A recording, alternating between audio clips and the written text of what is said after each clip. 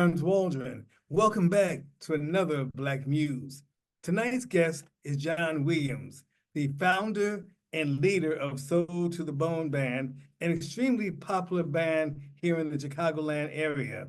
They are available for weddings and birthdays and corporate events and festivals and all of that. But listen, let's learn more about John Williams and his Soul to the Bone Band. Here we go. Hey, John. Hey, Clarence, how you doing today, my brother? Right. All right. So let's start at the top. What inspired you to start Soul to the Bone? Well, what inspired me to create Soul to the Bone Band is that I noticed that the marketplace has segmented us by particular genres of music. And certain places you went, they had their one African American band. Certain places you went, they felt that you wouldn't fit in. So I said, you know what? I'm going to cover the top brands of music, top genres of music that will hopefully open more doors for bands like myself to be able to play for any place, any particular event, whether it's a corporate, private, club, a bar mitzvah, a, a, a wedding, a church engagement. I wanted to make sure that I created a sound that was so impeccable that you had to have it. So what is that sound? Is that pop? Is that soul, a mixture? How would you That describe it? sound, Yeah. it's a total audience inclusive sound. It's like you're stirring a pot of greatness, great music, of going from gospel music all the way to Frank Sinatra, hidden jazz, hidden blues, hip hop, neo soul, house, uh, little country, Motown. You're taking all the ingredients that makes a good mix and you're amplifying that for the audience. Wow. Now, what year is this for the band? Well, we're in year number 12. This coming November, we'll be celebrating 12 years in the, no, we're in year number 11. We'll be celebrating 11 years in the business. Wow. And how many members do you have? How many singers and all that? And what do you play? Well, in the band Soul to the Bone, I have 6 musicians and 3 singers. I have a male named Mike Kennedy, a female, Juanita Nave, another female, Raven Smith, and the core band, Vinnie Huntley, Mahmoud Khan, Sasha Bruson, Greg Potter, Chris Singleton on drums, Ed Bam Bam Baker on drums.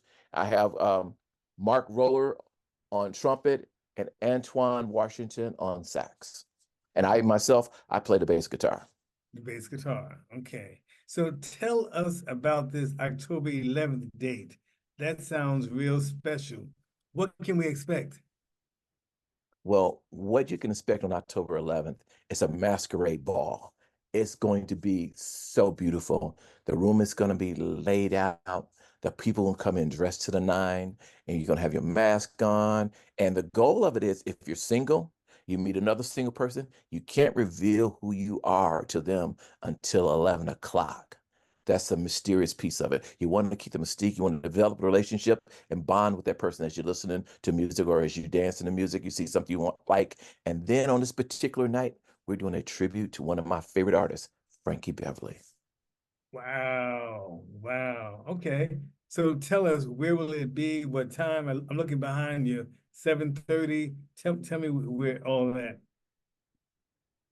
Friday, October 11th, we will be performing at the Hyatt Regency in Lyles, Illinois. It's Route 88 and Highway 53. That's the best way to describe it, because if you look to the off the expressway, you'll see this beautiful draped building called the Hyatt Regency Hotel. It's in Lyles. And what you can expect that night, you can expect to have some fun listening to the band. You also can expect to have some fun listening to the DJ Infinite. You can expect it's a grown folks party, no kids, just adults having a great time, having good time meeting different people, having a blast fellowshipping, and then most importantly, you'd be there dancing and grooving and listening to the sounds and getting involved and just rocking yourself for another event. Looking forward to more coming from the Soul to the Bone band. I love it. Sounds good. Sounds exciting. Exciting. So we also lost Tito Jackson. Did you know him at all, John? Yes, I had the pleasure of saying 40 years ago of having an opportunity to market Michael Jackson and then also marketing the family. Jackson, when they came back, they did 2300 Jackson Street. I was one of the people in Chicago that were responsible for helping coordinate this wonderful, fantastic event. And that time of putting together this event, I was able to interface with the family and develop this bond as we were promoting, marketing the record. I've seen some of their family members since then because of the relationship I had built with them from back then. And Tito, you will be missed, my brother. Rest in heaven, Tito. So now that was during your Columbia Records days. Let's Yeah. make sure we understand that. Yes.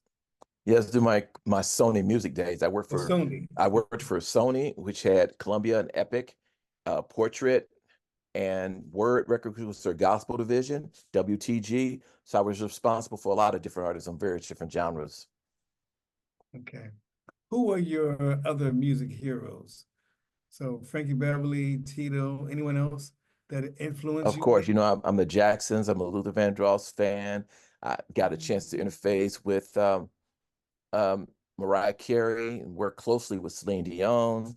Got a chance to work with New Kids on the Block. Even when I went out on my own independently, I got a chance to work with H-Town and 2 Live Crew. Oh, okay. So some of my heroes in the business, of course, I love me some Nathan East, one of the best bass players I've ever heard that's prolific and playing all styles of music. I love me some Randy Jackson, same type of guy that can play with any style of music. Matter of fact, he was responsible for producing Mariah Carey's first album, the guy from American Idol. He's a wonderful bass player. Then, of course, Marcus Miller, who was responsible for producing Luther Vandross. And then you got Stanley Clarke, you got Larry Graham, you got Bootsy Collins.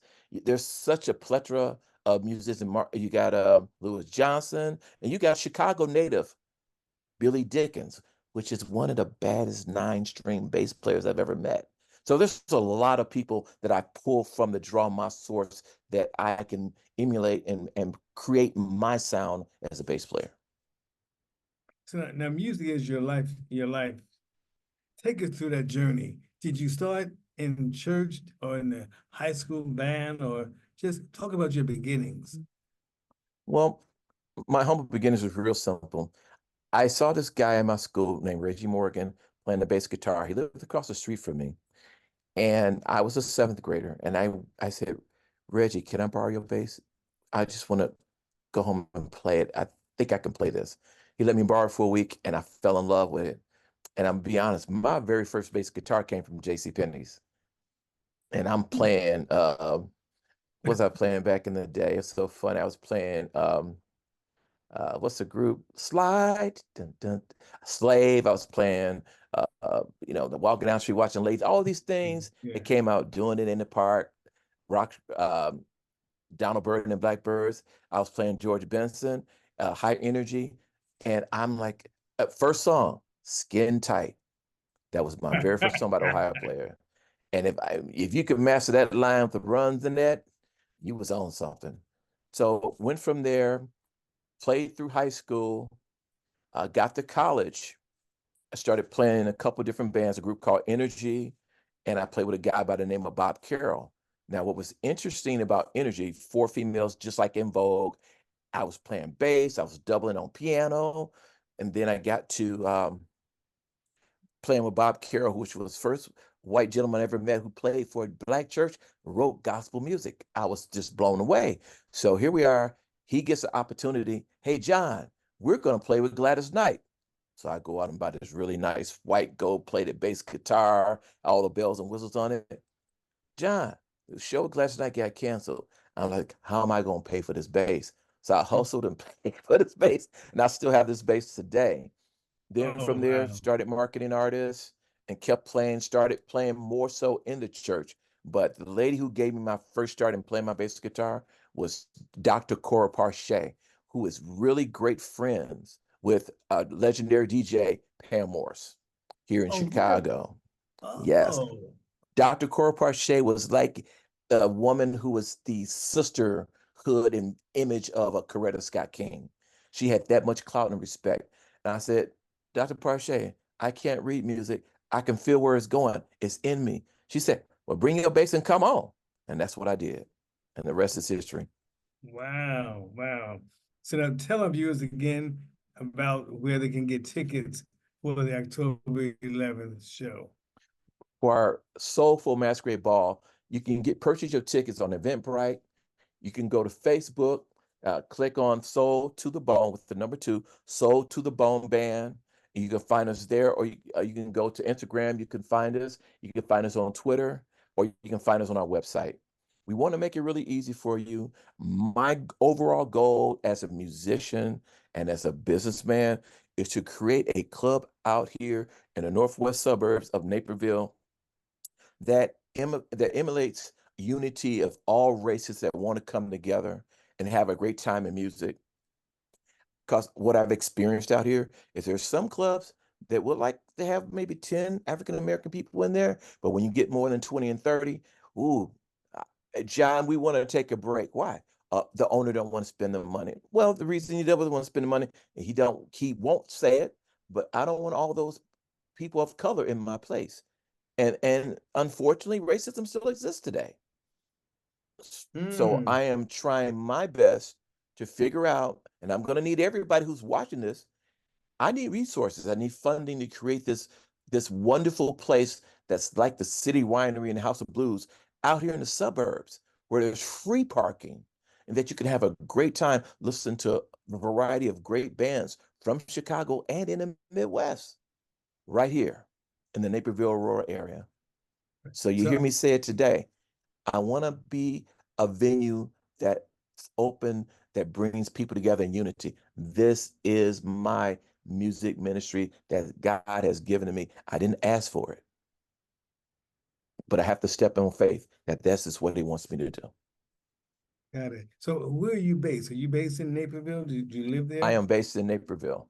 Got it. Got it. I'm an Inglewood baby, Okay. but I'm based in Naperville because my former jobs were out this way. Okay. Okay. So looking at your calendar, what's next for Soul to the Bone band? Well, What because next? of the size of the band being 10, 11-piece band, we do a lot of private parties. We do, that's where we make our money. But it's always good to play in clubs. That way you get a chance to interface with people. The one thing that you can expect about Soul to the Bone Band is that every time you hear us, you're going to hear different music. I'm this person that feels that people should be entertained. If you hear me do a show, the same show over and over and over, you'll be able to call, what they going to do this next? They going to do it. No, no. I want you to be surprised. I want you to feel that you got your value. I want you to feel that your input, your engagement, our engagement to you is important. And that's why we do what we do. Soul stands for spreading our universal love, the love of music, the love of all people. So I want to mix that pot of music up and hit you in a way that you're going to say, man, I had a great time. I got to go back for some more. I want it to be your once a month medication. Hmm. I want you to get that fix. Okay. Okay. Okay. Um, Going back to October 11th, what songs might you do on from by Frankie Beverly, do you think? Do you think? My brother, Uh-oh. we are one. Oh, It's for sure. definitely going to be Ah, the cut, one of the cuts. We got about 10 more or more that we're going to be doing. And the singers are so excited. They are mm, so excited because each of them want to do a Frankie Beverly song, a couple Frankie Beverly songs. And we may have somebody, a former member of the Frankie Beverly band, sit in with us. I'm working mm. that out too. Right, right. Cool. That sounds really good. Anything else you want to share? Anything that we did not talk about that's on your mind today? Well, Clarence and Black Muse, I want to thank you for having me today. I know that you could have had anybody talk about what they're trying to do, where they're coming from. But Clarence, you've known me for over 40 years. I've been trying to be true to the brand of music. I love the fact that I think real music is going to come back soon. I'm looking forward to the next Stevie Wonder where you play that song on the radio and it extends for 40 years and 50 years and people still want to hear it. I'm looking forward to that. So I want to tell the audience, embrace Black music, embrace music in general. Find your love for songs. Not necessarily let radio dictate to you what you should like. Find your love for songs. Dig deep into that album. You might hear that one song that they play, but find out what that person is made of. Eric Roberson, I like what you're doing. Rashawn Patterson, I like what you're doing. This female that you may not have heard, Lindsay Webster, I like what you're doing. And these are people that you need to just really, Layla Hathaway, I like what she's doing. You want something that's going to be here that got some meat that you can eat with. So I just want to encourage people, follow Black Muse, follow Soul to the Bone Band. Most importantly, follow God, our creator. Excellent. Well said. So thank you very much. I appreciate that. Before we close, I want to give a shout out to Howard Sandifer and Darlene Sandifer. They are the founders of the Chicago West Community Music Center, which is celebrating its 25th anniversary this year. And this whole video podcast, was their idea. They said, let's have lively conversations with some of our favorite newsmakers. So here we are again today. So, John, I thank you, and I want to thank our viewers for tuning in, and I'll see you next week.